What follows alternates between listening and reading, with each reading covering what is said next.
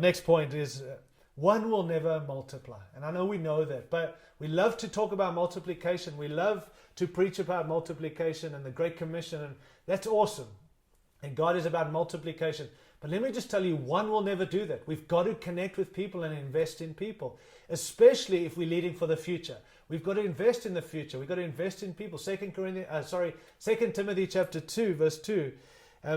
Paul says to Timothy, and these things you've heard me say in the presence of many witnesses, entrust to reliable men who will also be qualified to teach others. In other words, take what you've learned and who you've learned them from and invest it into other people, but faithful people, available people, teachable people. Invest in them, because one will never multiply. Friends, let's not play to the crowds. Let's not just preach to the people out there. Let's invest. If we're building today for tomorrow, then we've got to invest in people today, not tomorrow. So make sure you're doing that. And we need people who can represent and reproduce the vision God's have given us. So look for people who are reproducing as well as people who are representing. Invest in those people. Jesus gave a whole lot of his time and in his ministry to the people around him, not just to the crowds before him.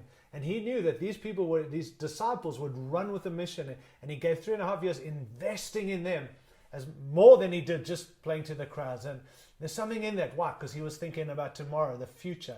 And I want to say to us, let's come back to those truths again.